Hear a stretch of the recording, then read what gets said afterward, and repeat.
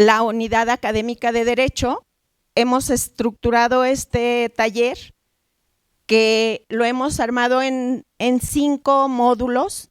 Este es el tercer módulo que nos lo va a impartir nuestra consejera electoral, la maestra Brenda Mora Aguilera, aquí presente, para quien les pido un fuerte aplauso. Gracias, maestra.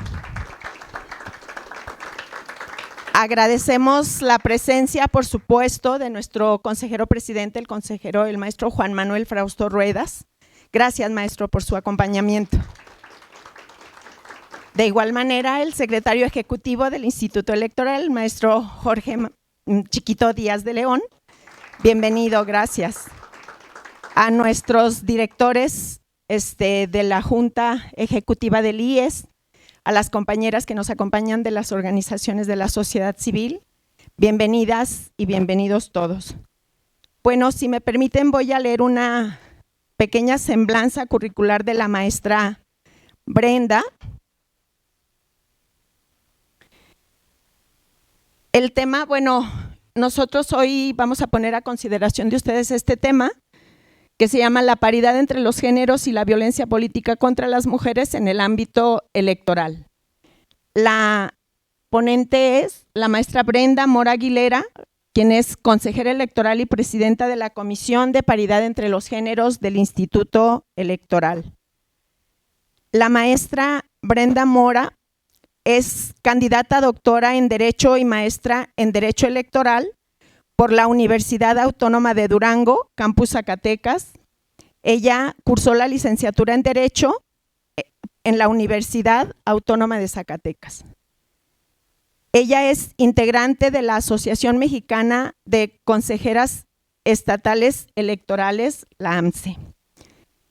En el Instituto Electoral del Estado de Zacatecas se ha desempeñado como titular en la Unidad de Oficialía Electoral y consejera electoral del Consejo General. Es docente, investigadora por la Universidad Autónoma de Zacatecas, actualmente con licencia. En la misma universidad se desempeñó como asesora jurídica en la oficina del abogado general de la Secretaría Ejecutiva de la Comisión Electoral Universitaria. Igualmente fue consejera electoral distrital del otrora IFE en el Distrito 03 de Zacatecas en el proceso electoral 2011-2012 y del Distrito 04 de Guadalupe, Zacatecas en los procesos electorales 2006 y 2009. Cuenta con varios cursos en materia político-electoral y violencia política contra las mujeres en razón de género. Ha sido ponente en diversos foros en temáticas como derechos políticos de las mujeres, paridad e igualdad sustantiva y paridad entre mujeres y hombres. Cedemos el uso de la voz a la maestra y agradecemos su presencia nuevamente. Adelante.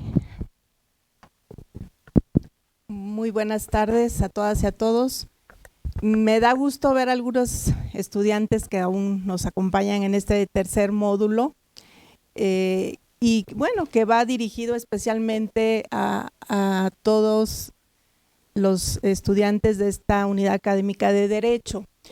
Este ya es un tercer módulo y que de alguna forma retoma algunos conceptos que se vieron en los módulos anteriores. Si ustedes recordarán, fue una reseña histórica, filosófica, donde se puntualizó que algunos conceptos que deberían de tener claridad para poder avanzar en el estudio de estos temas de género. Y el primer concepto que a lo mejor es necesario recordar un poco es qué es el género y la diferencia que hacía la doctora Norma en el primer módulo, la diferencia entre género y sexo. También nos hablaban de la perspectiva de género, así como de después el maestro Octavio Macías también nos hacía una reseña histórica de las formas de gobierno, la democracia, todos estos elementos que son importantes tener presente para poder entender y comprender cómo está el panorama en estas cuestiones de género y de la representación política que tienen las mujeres en la actualidad. Algo también muy importante es, si ustedes recordarán en anteriores módulos, se mencionaba que para ir cerrando esa brecha de desigualdad es importante, y estas son recomendaciones internacionales, que las mujeres tengan una mayor participación en 4 espacios. Primero, en el espacio de la educación. Segundo, salud, también en la economía y desde luego el empoderamiento político, que es a lo que me referiré el día de hoy. Se va todavía, según los estudios que hay, más o menos estaremos viendo algunos resultados, 132 años más o menos para ir cerrando estas brechas de desigualdad y con todas estas implementaciones de las medidas afirmativas que se puedan y también implementar, y también las reformas que se hagan a nuestra Constitución. Todos estos elementos pues nos llevan ahora a este tema de cómo estamos en la paridad entre los géneros y también otro aspecto que abordaremos en el segundo momento, la violencia política contra las mujeres en el ámbito electoral. Y bueno, voy a empezar. ¿Qué es la paridad y cómo se creó la paridad de géneros? Todo lo que tenemos actualmente en nuestra Constitución y las reformas que ha habido tienen una influencia internacional.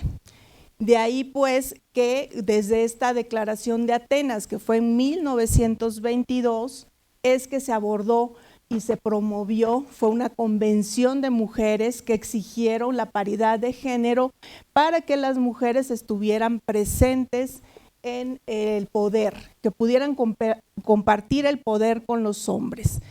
Esto fue un antecedente muy importante, 1992. ¿Y por qué en esta convención de mujeres, estos fueron lo que se analizó y que se encontró que eran los puntos fundamentales? La igualdad formal y real entre las mujeres y hombres es un derecho humano, es un derecho fundamental. Además, otro punto muy importante es que las mujeres representamos más de la mitad de la población. En México, el 51% del padrón electoral está compuesto de mujeres, y por eso es importante y es justo que las mujeres estén representadas en los espacios de poder. Otro aspecto importante es que es necesario también tomar en cuenta no solamente las inteligencias de los hombres, sino también de las mujeres. Y como aquí algo fundamental, los hombres tienen una forma de gobernar, pero las mujeres podemos hacer algo diferente, tenemos otra visión, tenemos otra perspectiva, y es algo que se viene a complementar. Creo que tantos años que nos han gobernado o hemos sido gobernadas por hombres, es momento pues de que esté ahí la marca, la mirada de las mujeres, nuestra perspectiva, nuestras decisiones, nuestras políticas, y eso fue otro también aspecto que se tomó en cuenta en esta convención. Algo más es que debe de haber ese equilibrio entre cuando estamos en el ejercicio del poder, exista esta dualidad de cómo ve la perspectiva que puede tener un hombre y la perspectiva que pueda tener una mujer. Entonces, estos elementos fueron importantes para que se determinara y se promoviera, y de que México fue parte de todos de esta convención y también de otras convenciones que hubo posteriormente, pactos, en donde México fue parte y convino pues participar en la paridad de género. Así es, esta es una cronología de la participación política de las mujeres en México. Estamos a 70 años, este año, de cumplir 70 años del voto o de la calidad de ciudadanía que adquirimos las mujeres, apenas y solamente 70 años. El 17 de octubre de 1953 se hizo esta modificación a nuestra Constitución, el artículo 34, y ahí se estableció pues que las mujeres seríamos ciudadanas. Y se acuerdan también, me viene a la mente lo que mencionaba el maestro Octavio Macías respecto a que quiénes son pueblo, ¿no? Si decimos la soberanía reside en el pueblo, nosotros no fuimos parte de ese pueblo porque no tomábamos decisiones hasta 1953. Con eso inicia pues toda esta lucha por hacer y por estar representadas en el ámbito público. Es así que 1996, fíjense cuántos años después, hasta 1996, en un transitorio del COFIPE, el Código Federal de Instituciones y Procedimientos Electorales, se estableció como una recomendación para los partidos políticos que se postularan a candidaturas de senadurías y diputaciones con una cuota del 70-30, 70 para un género y 30 para el otro género, solo como una recomendación. Después vinieron una serie de exigencias de las mujeres, de la sociedad civil, de las mujeres en los partidos políticos, de la academia, de un grupo considerable pues que sigue y está exigiendo, y hasta el 2022 se establece ya en un artículo específico esta cuota de género del 70-30, y desde luego el 70 era para hombres y el 30 lo definían para mujeres, aunque no se especificaba de ese modo. Y bueno, pasó el tiempo, 2008, se aumenta un poquito esa cuota de 60-40, 60% para un género, el 40% para el otro, en la postulación de estas candidaturas de senadurías y diputaciones federales. Y esto, bueno, pues permitió un avance, como veremos en unas gráficas más adelantito, un avance poco a poco. Las mujeres fueron participando porque los partidos políticos ya estaban obligados, ya con estas cuotas era una obligación, aunque todavía existían muchos otros obstáculos. 2014, esta fue una reforma muy importante porque transformó el sistema electoral, y en el 2014 se incluye este principio de paridad entre los géneros en nuestra Constitución, en el artículo 41. Fíjense, 22 años después de esa declaración de Atenas, nosotros 22 años después estábamos incluyéndolo en nuestra Constitución. Esto obliga a los partidos políticos a registrar igual número de mujeres y de hombres en las candidaturas, ¿sí? Tanto en ese momento fue a legislaturas federales y locales, pero también en el ámbito local, en los estados, en las presidencias municipales, también hubo ahí mediante una jurisprudencia, se obligó pues a los partidos políticos a la paridad en el registro de candidaturas. Después,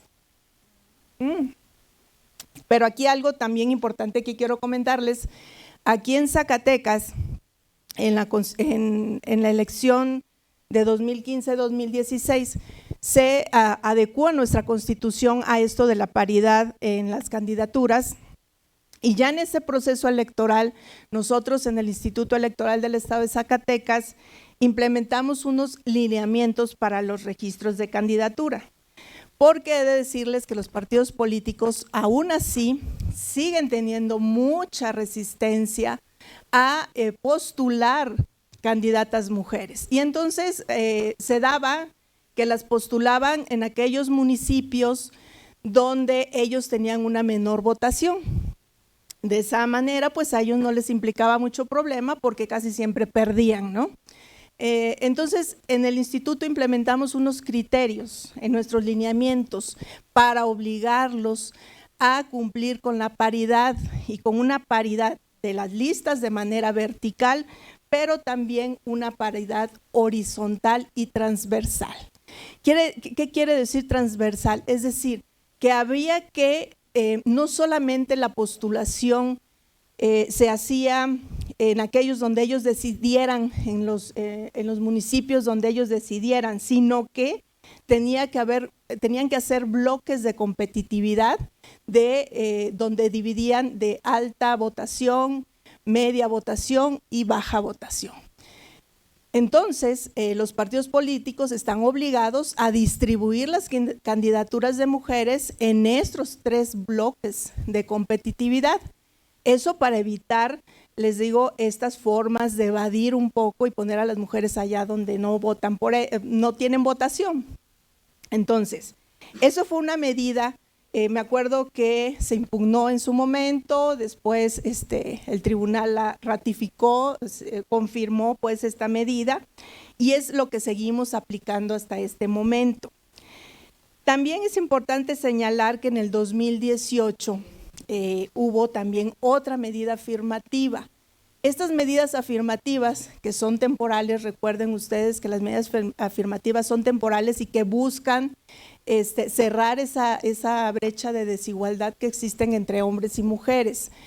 Y en el 2018 implementamos esa medida afirmativa porque del resultado de la votación del 2018 en diputaciones, ya una vez que se obtuvieron los resultados de mayoría relativa, teníamos 13 hombres ganadores y 5 mujeres. Y con RP, haciendo el ajuste, complementándolo con RP, teníamos 17 hombres y 13 mujeres. Es decir, no, en la integración no existía, aunque en la postulación hubo candidaturas de hombres y mujeres, ya en la integración no existía la paridad. Y entonces nosotros ya en el Consejo General decidimos implementar esta medida y nos lanzamos a hacer un ajuste en RP, determinando pues, moviendo 2 candidaturas para mujeres y quedaron 15 hombres, 15 mujeres. También fue impugnado esta resolución que tuvimos, pero también fue confirmada por los tribunales, ¿no?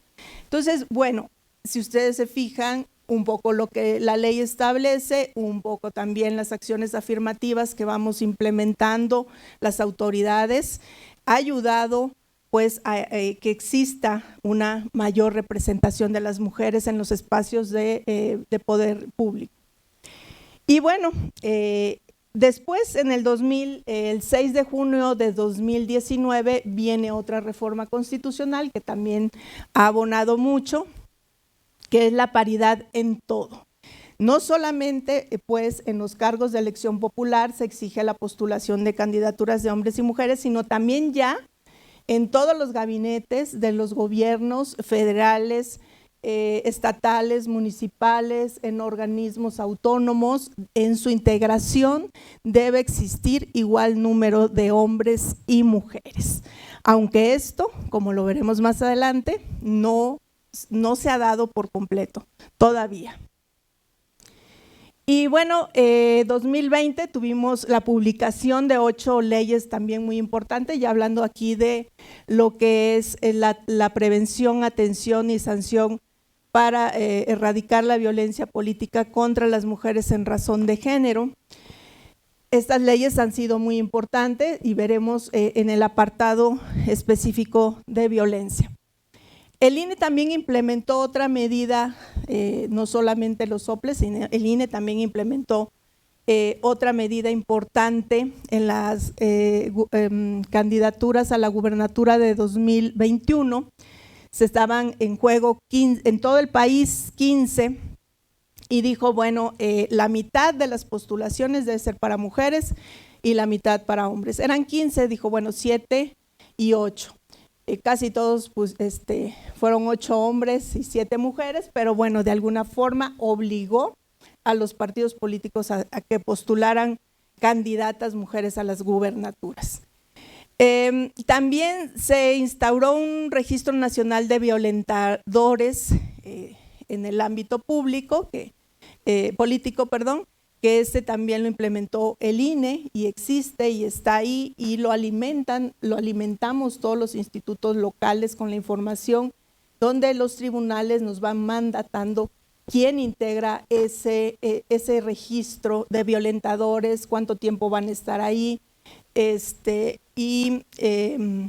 Nosotros ahí quisimos también anular una candidatura, pero los tribunales han determinado que solamente ellos, los tribunales locales y federales, podrán hacerlo en cuanto a registrar a alguien y a la pérdida del modo honesto de vivir de una persona y por lo tanto de una candidatura.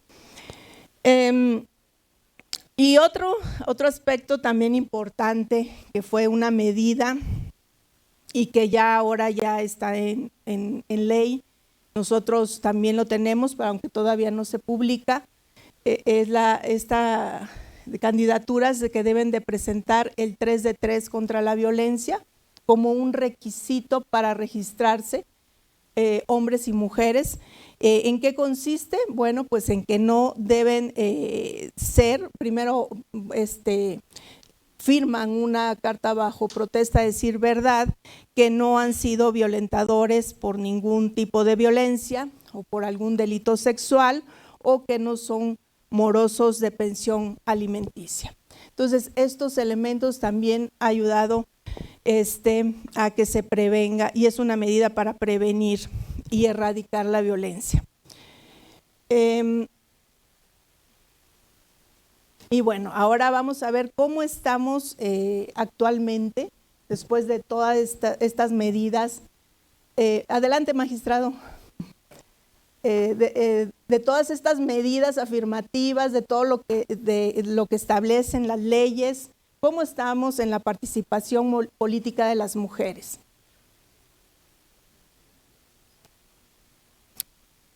Bueno, hasta este momento 6 mujeres candidatas, hemos tenido 6 mujeres candidatas a la presidencia, aún no ha ganado ninguna, pero bueno, quizá pudiera ser que próximamente tengamos una presidenta de la República, ¿no? 17 mujeres han sido gobernadoras, 15 por elección y 2 por designación, como cumpliendo un mandato por ausencia de algún gobernador. Y en el 2023, si ustedes ven, tenemos ahorita actualmente 9 mujeres que gobiernan los estados, ¿no? Esa acción afirmativa que implementó el INE fue muy buena, hubo un gran incremento ahí de la representación de las mujeres en las gubernaturas. Tenemos paridad en la Cámara de Diputados y Senadores del Congreso de la Unión, casi la paridad en los 32 congresos locales, esto es a manera general, 54.03 de presencia de mujeres. En las presidencias municipales y alcaldías de la Ciudad de México son ocupadas por mujeres con un 32.53% y bueno, pues esta es un área de oportunidad que tenemos en la presencia de las mujeres. Aquí en Zacatecas solamente tenemos 12 presidentas municipales y creo que ahí sí estamos un poco por debajo. 14 mujeres han sido designadas como ministras de la Suprema Corte de Justicia. Ustedes saben, de 11 integrantes, ahorita 4 de ellas son mujeres y una de ellas es la presidenta. 2 mujeres son magistradas en la Sala Superior, de 7 solamente tenemos 2, ahí también no hay paridad aún. Del Consejo General actualmente también tenemos ya una presidenta, 5 hombres y 6 mujeres. También esto se repite en los organismos electorales de los estados. 14 mujeres han sido designadas como presidentas de los partidos políticos nacionales y ahorita actualmente solamente el Partido Verde Ecologista de México está presidido por una mujer.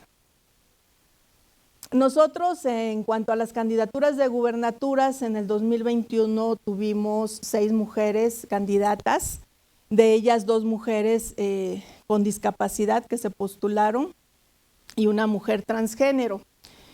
En total, en todo el país, 105 candidaturas a las gubernaturas, 51 mujeres, que representa el 48.57%, y 54 hombres, que presentan el 51.43%. Como ven, pues también ahí se dio, al menos en la postulación, la paridad, casi la paridad.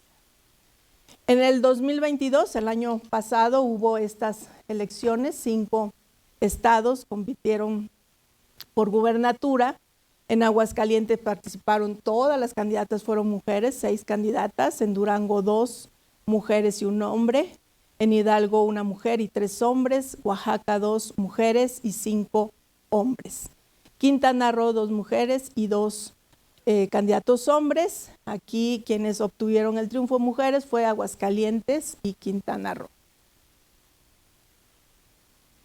Aquí tenemos algunas candidatas, algunas ministras desde 1961, cómo ha ido incorporándose las mujeres y hasta los últimos años que vemos una mayor presencia. En cuanto a las 17 mujeres que han sido gobernadoras, desde 1979, la primera mujer gobernadora, Griselda Álvarez en Colima. Después Beatriz Paredes en Tlaxcala, en el 91 Dulce María Sauri, Rosario Robles, que fue y sustituyó, ella fue designada, sustituyó a Cuauhtémoc Cárdenas, Amalia García aquí en Zacatecas en el 2004, Ivonne Ortega en Yucatán, Claudia Pavlovich en Sonora en el 2018, Claudio Sheinbaum y Marta Erika Alonso en Puebla. Y si se fijan, 2021, que se implementa la acción afirmativa, tuvimos 6 candidatas ganadoras en Baja California, Campeche, Chihuahua, Colima, Guerrero y Tlaxcala. Y 2 más del 2022. Así está, esto es un poquito la cronología de cómo ha aumentado la participación desde 1991 en el Senado de la República. Vemos en 91 claramente alta la participación, la representación de hombres, y fue pues después en 2018 con la implementación de la paridad como un principio constitucional, que ya tenemos 50% hombres, 50% mujeres. Eso fue, este fue en el Senado, ¿sí? Senado, y este es diputados y diputadas. Igual, de la misma forma, vemos después de la reforma, es ya en el 18 y 21 es cuando se presenta la paridad. Ya en el 21 hasta tenemos más mujeres, una mujer más en esta integración actual de la Cámara de Diputadas y Diputados. En Zacatecas, igual, pueden observar del 91 al 2021, cómo ha ido igualándose, ¿verdad?, la participación, la representación de las mujeres. Y también tenemos actualmente la paridad.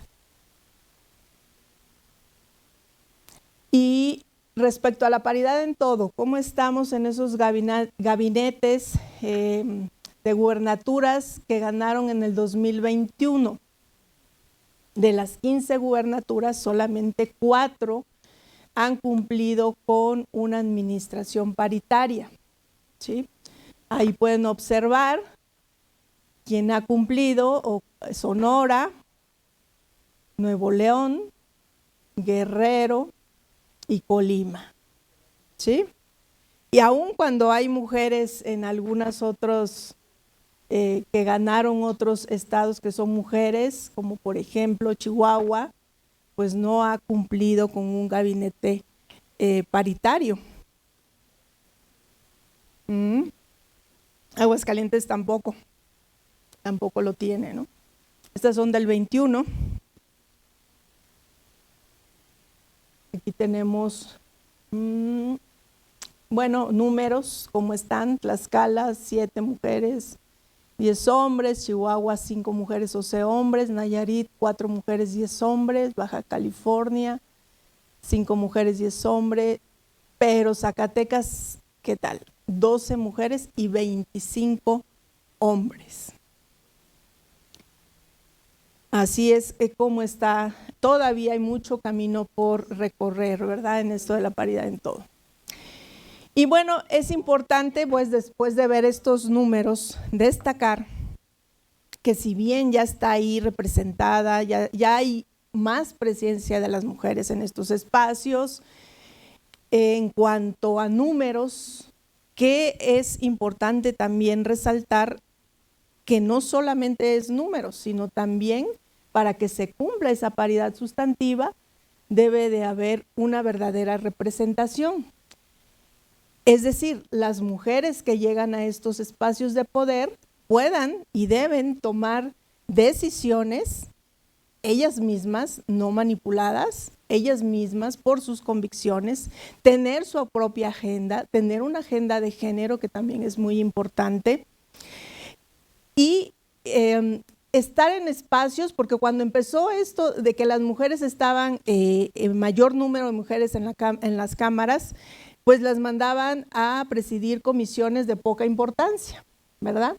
Ahí donde pues no se decidía cosas importantes, ¿no? Y así inició, pero bueno, ahora que hay un mayor número de mujeres ahí, pues es importante que las mujeres estén en esas comisiones importantes, presidan esas comisiones importantes y tomen decisiones importantes, ¿verdad? Y también vean por el género y tengan su agenda de género. Y es cuando se lograría realmente una igualdad sustantiva. Es decir, que la representación se ve ahí, ¿no? Que la mujer y su perspectiva y su forma de gobernar, porque no tiene que ser igual a la de los hombres, esté ahí presente. Y es un aspecto que también todavía tenemos mucho camino por andar. Y debemos darle seguimiento pues a las actividades que hacen las mujeres en los espacios de poder. Bueno, hasta aquí sería la cuestión de cómo estamos actualmente y desde este momento en la paridad. Otro aspecto que quiero abordar en esta plática es también la violencia política contra las mujeres en razón de género. Esto es algo que siempre ha existido, pero que antes no encontrábamos quizás los medios al alcance. Las mujeres que estaban en la política no veían cómo hacer valer, sentían que algo no estaba bien, una discriminación cuando querían participar en la política. Algo no estaba bien, pero no sabían o no sabíamos cómo denominarlo y cómo hacer valer nuestros derechos y qué, por medio o mediante qué recurso podríamos impugnar o alzar la voz. Entonces, siempre ha existido la violencia política contra las mujeres en razón de género, pero teníamos esas limitantes. Y entonces también hubo una serie de adecuaciones legales, se adaptó un marco, todo un marco normativo en materia de prevención, atención, sanción y reparación integral de la violencia política contra las mujeres en razón de género. Y tenemos este marco internacional también, del que México es parte y que ha firmado todos esos convenios y acuerdos y ha estado presente en estas convenciones de los derechos políticos de la mujer, para eliminar todas las formas de discriminación. En la CEDAW, el Pacto Internacional de Derechos Civiles, Convención de Derechos Políticos de la Mujer, la Convención Americana, todas estas convenciones y declaraciones de derechos humanos, ahí ha estado México y ha sido parte. Entonces, es una exigencia también internacional y que México se ha comprometido a adecuar su legislación y a implementar todos estos mecanismos para lograr atender y prevenir la violencia. Es así que en nuestro marco normativo nacional, pues hubo una reforma a nuestra Constitución, todas estas leyes generales se aprobaron, Ley General de Acceso a las Mujeres a una Vida Libre de Violencia, de igualdad, leyes de prevenir y eliminar la discriminación, y en la materia electoral también la Ley General de Instituciones y Procedimientos Electorales, de partidos políticos, de medios de impugnación, de responsabilidades, de delitos electorales y la Ley Orgánica de la Fiscalía. A nivel de reglamentos, ya en las instituciones, por ejemplo en el INE, tienen su reglamento de quejas y denuncias en materia de violencia y hay un protocolo para la atención de la violencia política contra las mujeres. Nosotros también a nivel local, en nuestra Constitución está y tenemos nuestra ley, aquí está, Ley de Acceso a las Mujeres a una Vida Libre de Violencia para nuestro estado, que se le acaba de hacer una reforma incluyendo la violencia vicaria, y tenemos en nuestra ley electoral y en nuestro reglamento de quejas y denuncias, ahí está también un procedimiento especial sancionador que va enfocado a atender estos casos de violencia. Ahora, ¿cuáles son los elementos conceptuales para entender la violencia política contra las mujeres? ¿Qué es la violencia? Primero, violencia de manera general. La Organización Mundial de la Salud hace esta conceptualización de lo que es la violencia en general. Dice que tenga como consecuencia un traumatismo, daños psicológicos, problemas de desarrollo o llegar hasta la muerte, ¿sí? Violencia en general. Y esta la puede sufrir tanto hombres como mujeres, ¿verdad? La violencia contra la mujer, cualquier acción u omisión basada en su género que les cause daño o sufrimiento psicológico, físico, patrimonial, económico, sexual o hasta la muerte, tanto en el ámbito privado como en el público. Y aquí hay una serie también de tipos de violencia que de alguna forma ya los señala ahí. Y que ahorita más adelante veremos una lámina de eso.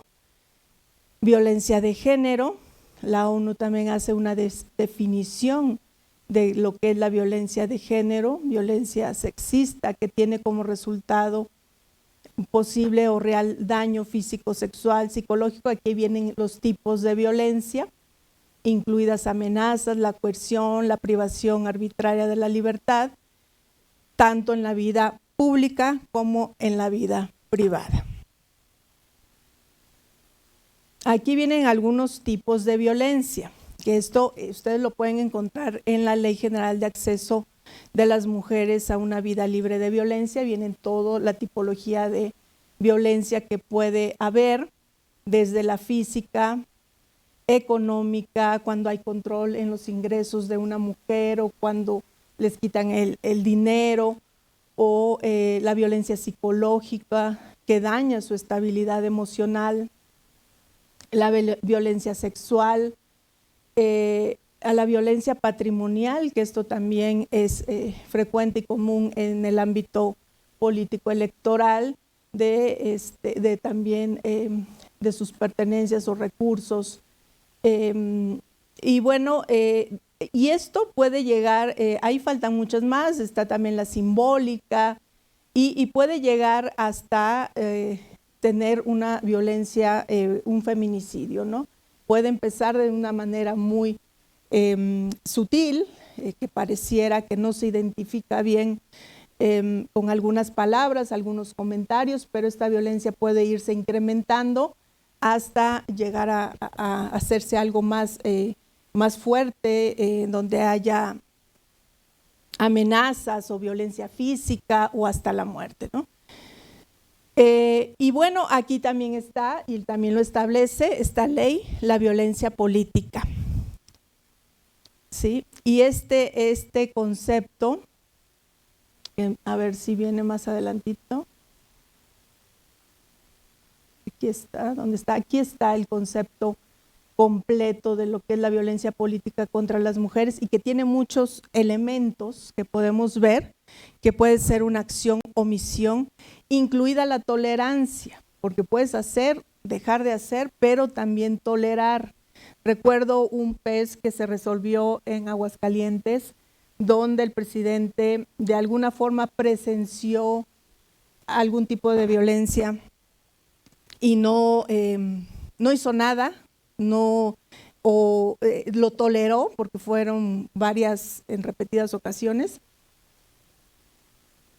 Entonces, de alguna forma, tolerar pues también es participar. Basados en elementos de género y ejercida dentro de la esfera pública o privada, que tenga por objeto resultado limitar, anular o menoscabar el ejercicio efectivo de los derechos políticos y electorales de una o varias mujeres. Si se fijan, ya se enfoca a esa violencia que va a impedir que las mujeres ejerzamos a plenitud nuestros derechos políticos electorales. El acceso pleno al ejercicio de las atribuciones inherentes a su cargo, porque la violencia no nada más se da cuando eres candidata o cuando estés en un partido, sino también ya una vez que tienes el cargo, se da la violencia política por razones de género que te impide desarrollar adecuadamente tu función. Y el libre desarrollo, que te impide ese libre desarrollo de la función pública, la toma de decisiones, la libertad de organización, así como el acceso y ejercicio a las prerrogativas, tratándose de precandidaturas, candidaturas, funciones o cargos públicos del mismo. Y esta definición, pues como ustedes ven, tiene muchos elementos que componen la violencia política y que nos permite identificarla. ¿Sí? Porque a veces se puede confundir qué elementos debe de tener para que sea una violencia política contra las mujeres en razón de género. ¿Y cómo identificarla? Pues va dirigido a una mujer, pero por el hecho de ser mujer. Eso es importante. A veces se nos presentan casos ahí en el instituto donde podría haber un tipo de violencia, pero que es generalizada, no específicamente por el hecho de ser mujer. Sí debe de haber ese impacto diferenciado que nos lleve a determinar que es cuestión de su sexo, de su género, que es por algunos estereotipos que nos permitan pues ubicarla aquí. Es el objeto, pues es menoscabar estos derechos políticos electorales de las mujeres, que impidan de alguna forma el ejercicio de ellos. Cuando se da, pues en el marco de estos ejercicios políticos o en el cargo, puede ser simbólica, fíjense, dentro de la violencia política puede ser simbólica, verbal, patrimonial, económica, física, sexual y psicológica. Esos son los que se pueden presentar dentro de la violencia. Ahorita vemos algunos ejemplos. ¿Y quién la puede llevar a cabo? Pues en los superiores jerárquicos, colegas de trabajo, partidos políticos o sus representantes. Los medios de comunicación también pueden ejercer violencia política contra las mujeres. Y bueno, puede ser cualquier persona que pueda ejercerla. Estos también son los elementos vistos desde el objetivo, quién, cómo, cuándo y dónde para poder ubicar la violencia política. La Ley General de Acceso a las mujeres, señala 22 conductas, no quiere decir que sean únicas, ¿verdad? Pudieran surgir más, pero que nos sirven de referencia para poder identificar esas conductas que constituyen violencia política. Y bueno, pues algunas de ellas, en la experiencia que tenemos en el Instituto Electoral, y con los procedimientos que se presentan, las quejas que se presentan ante el IES, pues podemos encontrar algunas muy repetitivas y muy frecuentes, como es ya, por ejemplo, cuando se son candidatas, que hay una resistencia a darles el recurso para las campañas, o bien que se les oculta información. También a veces están los registros y de alguna forma no les dan la información adecuada, la documentación que deben de presentar, y se pueden quedar fuera de una candidatura. ¿Qué más? Además de ya en el ejercicio del cargo, también frecuentemente, y donde más hemos tenido problemáticas, es en los municipios, en los ayuntamientos, en la relación del presidente municipal con algunas regidoras o síndicas que también obstaculizan a que lleven a cabo su trabajo, no les dan los insumos para que ellas puedan desarrollarlo, desde la información, desde, no sé, medios para moverse, si tienen que ir a algún lado, vehículos, gasolina, lo que a lo mejor a otros regidores sí les dan y les proporcionan esos medios, y a ellas no. También en campañas electorales muy frecuente, pues que difunden imágenes, mensajes, información falsa o que perjudica a las mujeres respecto a su sexualidad o cuestiones íntimas, personales. Eso también creo que nosotros no hemos tenido mucho de eso, pero sí es muy recurrente. Amenazas también de todo tipo en las redes sociales, que ha sido un medio a través del cual se ha difundido mucho de este tipo de violencia digital. Y bueno, les digo, van desde comentarios a veces muy simbólicos, que pareciera que no está ahí la presencia de la violencia, pero sí de alguna forma quieren dar a entender algo o referente a algún aspecto de la mujer. Y bueno, pues vamos a ver algunos ejemplos. Les digo, son 22 causas, ¿cómo se dice? Conductas que ustedes pueden revisar detenidamente. Les he mencionado algunas de las más importantes, pero vamos a ver algunos ejemplos. Quizás no se vean muy bien las láminas, pero es muy común también. En la primera lámina tenemos un espectacular de una candidata del PT. Esto sucedió en Hermosillo, en el distrito 5, en una diputación federal, y hace alusión, si ustedes pueden ver, está la propaganda de la candidata, Wendy, y abajo, ahí donde está el circulito, está La Habana, se llama, es un lugar de esparcimiento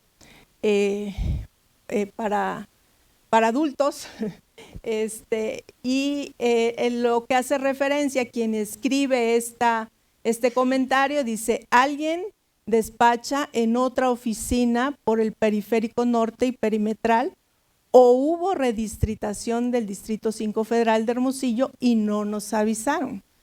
Refiriendo, ahí es una violencia simbólica, refiriendo de alguna forma, aunque el espectacular está a un lado de ese lugar, hace referencia de alguna forma a que ella pudiera estar ahí despachando, ¿no? Entonces, les decía, es una que se infiere y que de alguna forma pues violenta a la mujer, ¿no? Y la otra lámina es pues haciendo una comparación. También hay un mensaje ahí, dice: pues podrán criticar a los refundidores alfaristas de todo, pero en el gobierno de Tlaquepaque. Me parece sí se notó el cambio gracias a Movimiento Ciudadano y ponen una candidata anterior de otro partido con una actual, refiriéndose también a violencia simbólica, de alguna forma a lo que en cuanto a su aspecto de la candidata. También estos son casos de violencia simbólica, de cómo de su imagen, de su aspecto de una de las candidatas y cómo la comparan con algún mono feo que sale ahí, ¿no? Y la siguiente, igual, refiriéndose, dice, ¿cómo son los candidatos en tu país? Y salen ahí unos ojitos porque, bueno, pues ella promovía que conmigo tu voto cuenta por 2 y de una forma también refiriéndose a su cuerpo con un embarazo, ¿no? Ni se diga pues también en las tribunas, ustedes seguramente lo han escuchado repetidas veces, como algunos colegas ahí entre ellos se insultan, discuten, se llaman de todo, ¿verdad? Y pues ahí hay un diputado que ofende y ofende y se refiere a otra diputada diciéndole bocona, que le va a dar una chinga y bueno, pues ella está denunciando y pidiendo protección y bueno, después él se disculpa por esas expresiones que hizo contra ella, ¿no? Pero pues ella hizo también su queja, interpuso. Se puede dar también en algunas pintas ahí que se hacen a veces muy ofensivas contra las mujeres. Dice, ninguna vieja más en el poder, fuera MC, fuera Ruperta, y bueno, ese tipo de violencias y que ahora ya existe el medio por el cual las mujeres pueden interponer su recurso, su queja para atender esto. Y bueno, ahora las competencias para conocer estos casos de violencia en el ámbito electoral. Aquí están. Como ustedes saben, bueno, está la materia administrativa y jurisdiccional y también la penal. El Instituto Nacional Electoral y también los OPLES tenemos un área de la unidad de lo contencioso electoral donde se reciben este tipo de quejas de violencia contra las mujeres. Ahí las atendemos, ahí las tramitamos y de ahí las remitimos al Tribunal Electoral. Los tribunales electorales, tanto del Poder Judicial de la Federación como el local, es quien se ocupa de resolver estas quejas.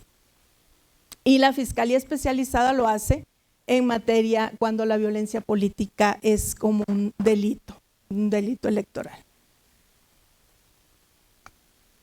¿Por qué medios se pueden atender estas quejas? Bueno, es a través de un juicio para la protección de los derechos políticos electorales, un JDC y un PES. ¿Qué diferencia hay? Bueno, el JDC viene a restituir o puede restituir los derechos, un derecho puede restituir, se interpone ante los tribunales. Y el PES es un procedimiento especial sancionador que tiene como finalidad interponer alguna o poner alguna sanción y aunque les digo el OPLE o el Instituto Electoral, ahí llevamos toda la sustentación, así como la investigación del procedimiento y el tribunal es quien lo viene a resolver. Esas son más o menos las competencias. Aquí algunos ejemplos, dice, por ejemplo, en un JDC, si tienes un cargo de elección popular y te están impidiendo el ejercerlo al negarte recursos, materiales, financieros, información por el hecho de ser mujer o basados en estereotipos de género, puedes acudir al Tribunal Electoral para que se te restituyan alguno de esos derechos.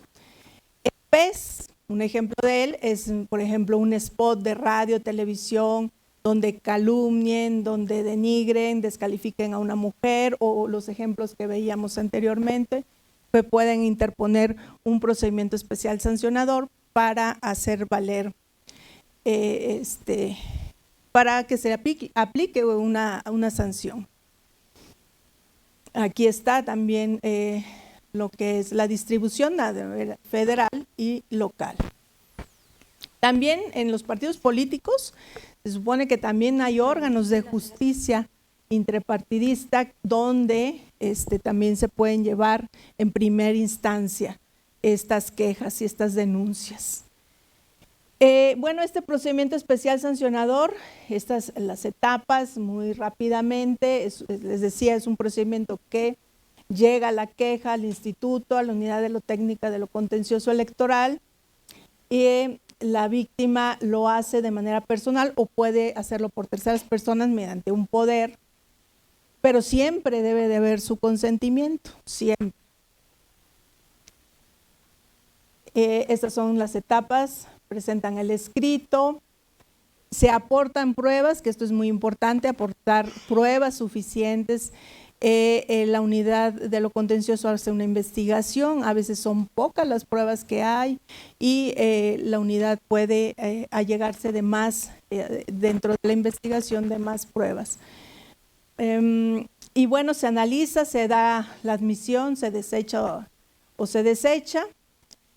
También hay otra parte de medidas cautelares, que una vez que se admite y se valora, y piden también, pueden pedirlo la parte afectada, la víctima, las medidas cautelares, después de hacer ese análisis para proteger de alguna forma a la víctima, si está en algún riesgo o si es necesario que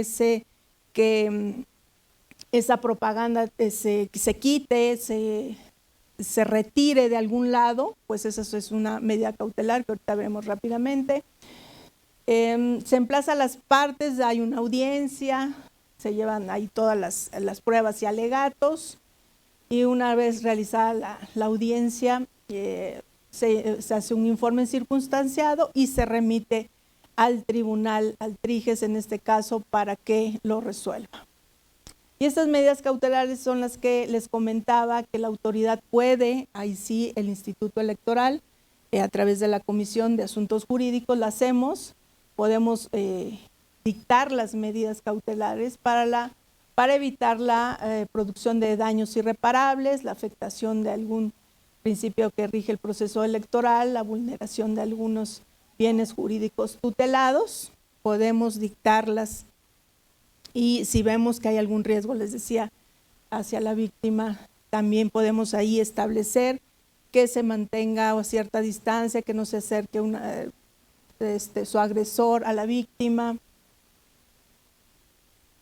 Y bueno, esta es la forma para determinar las medidas cautelares, se hace un análisis de riesgo, o se puede retirar la propaganda, suspender prerrogativas asignadas al agresor, suspensión de un cargo partidista, todas estas medidas pudieran ser. También hay medidas de protección, estas medidas también les decía, cuando se tenga, se pueda coludir o nos lleve que hay algún riesgo que tenemos que proteger a la víctima, que esté en riesgo su integridad personal, las podemos de emergencia, como acercarse o comunicarse con la víctima, prohibirle que se acerque a su domicilio o con sus familiares, porque bueno, pues esto también lo hemos tenido en los casos que les platico de las presidencias o presidentes municipales, y con alguna de sus regidoras ha habido este tipo de casos y nosotros hemos dictado este tipo de medidas preventivas también, si es necesario, hasta la fuerza pública para que esté ahí en el domicilio de la víctima, y algunas otras Esta es las medidas de reparación. También se pueden, que es la restitución, cuando lo hace el restablecimiento a la ciudadanía, esto lo hace el tribunal de identidad, de devolución de bienes, la rehabilitación, atención médica, psicológica, psiquiátrica. Quiero decirles también que este protocolo que en un principio les decía que tiene el INE, es para la atención a las víctimas de violencia y el INE tiene un personal especializado, multidisciplinario, que atiende estas quejas de primer contacto y se le da un seguimiento. Nosotros lo hemos a veces tratado de implementar, bueno, pero nuestra capacidad es menor para atender estas situaciones, pero bueno, creo que cada vez hemos ido capacitándonos más, nuestro personal de la unidad de paridad, para atender y darles un mejor trato a las víctimas. Y bueno, está. Y bueno, nosotros en la unidad, nosotros hicimos nuestra modificación a nuestro reglamento en el 2020, les decía, antes había quejas ya de violencia, pero no había esa forma de canalizarlas, de atenderlas, y hasta el 2020 hicimos la adecuación a nuestro reglamento de quejas y denuncias y se incorporó un procedimiento especial para atender estas, y todo el procedimiento ustedes lo pueden encontrar en nuestro reglamento. Y pues a partir de ahí, 2020-2021, pues tuvimos 22 quejas en ese proceso electoral 2020. Algo también importante que hay que señalar, que pudiera haber muchísimas más, pero pues la cultura todavía de la denuncia también es algo que tenemos que trabajar mucho y de la par con varias instituciones creo que eso es bajo a todo lo que pasa en un proceso electoral. 2022, que no tuvimos elección, tuvimos 6 quejas, pero bueno, sí es cierto que se incrementa más en procesos electorales porque bueno, ya entra en juego las candidaturas, pero creo que hay que reforzar esto de incentivar pues a quienes tengan o padezcan algún tipo de violencia puedan denunciar. Por eso nosotros hacemos varios foros de que conozcan las mujeres que están interesadas en participar en política, cuáles son los medios a los que pueden acceder, cómo pueden interponer. Por ahí también tenemos la atención personalizada, tenemos formatos de quejas que pueden ayudarles a que interpongan sus denuncias. Pues por mi parte sería todo, no sé si hubiera algún comentario o pregunta.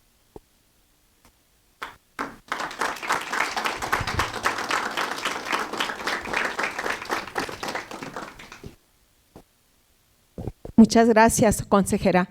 Si alguien tuviera alguna pregunta o quisiera hacer algún comentario, estamos atentos para la escucha.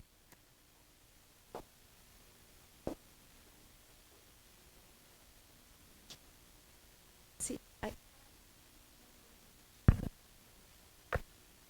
¿Ya hay lugares en donde se aplica la ley de 3x3? 3 Sí. de 3, perdón. Sí. A nivel nacional, bueno, ahorita estamos haciendo un análisis con el INE, ¿verdad? De cómo estamos en 12 entidades, está ya vigente esto 3 de 3 contra la violencia: Aguascalientes, Estado de México, Hidalgo, Michoacán, Nayarit, Nuevo León, Oaxaca, Puebla, San Luis Potosí, Sinaloa, Yucatán y Zacatecas. Ya está aprobado por la legislatura, pero todavía no se publica en el diario oficial, o sea que todavía no está vigente, pero bueno, esperemos que pronto también seamos parte de ya de estas entidades.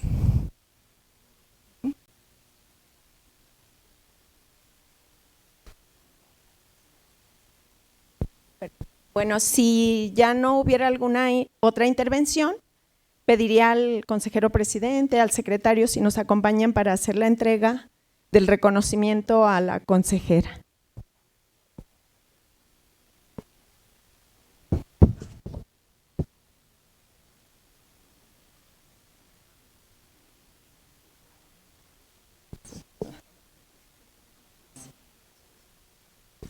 Muchísimas gracias, consejera.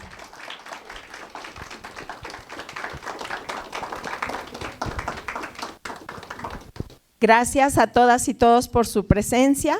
Les esperamos el jueves, igual de 5 a 7, estará con nosotros el magistrado, el maestro Yuen, y el siguiente martes también estaremos de 5 a 7.